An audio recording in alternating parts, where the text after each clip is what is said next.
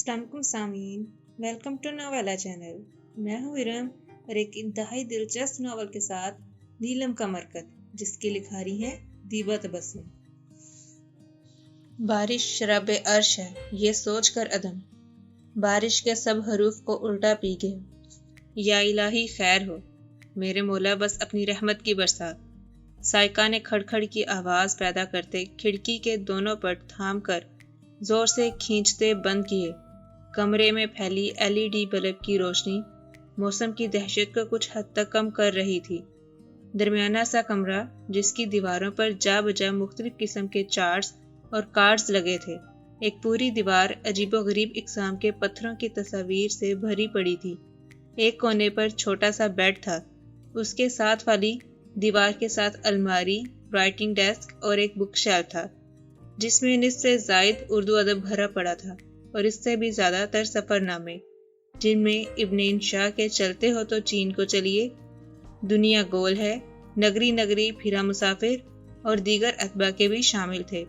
कुछ उर्दू के मशहूर नावल पढ़े थे, जिनमें उर्दू अदब का पहला नावल डिप्टी नज़ीर अहमद का मिरातुल अरूस और अब्दुल हलीम शरर के तारीखी नावल मिर्ज़ा हादी रुस्वा का अमराओ जान, अजीज अहमद के खून, मरमर, आग, शबनम और गुरेज शामिल थे।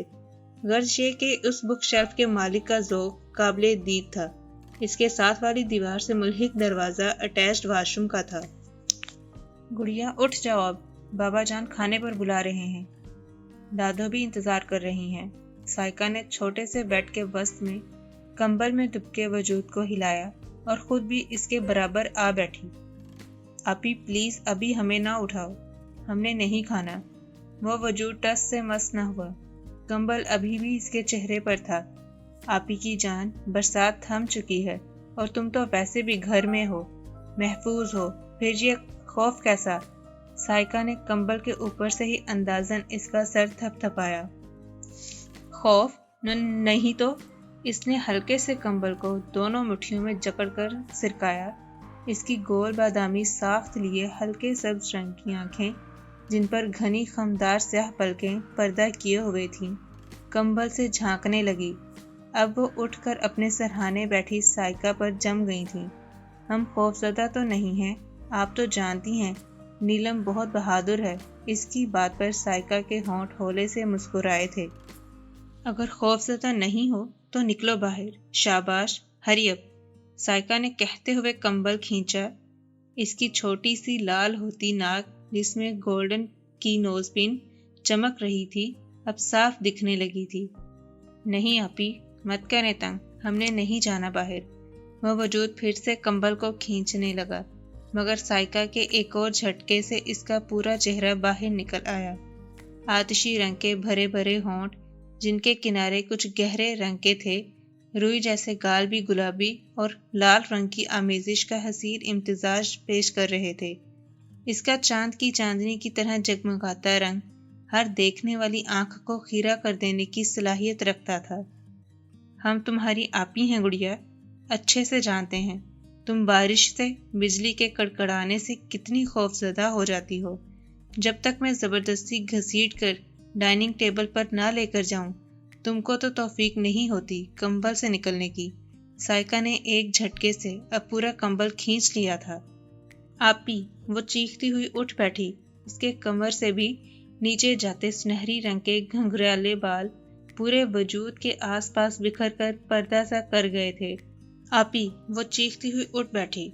इसके कमर से भी नीचे जाते सुनहरी रंग के घुंघराले बाल पूरे वजूद के आसपास बिखर कर पर्दा सा कर गए थे। बिलाशुबा वो क़यामत खेज हुस्न की मलका थी।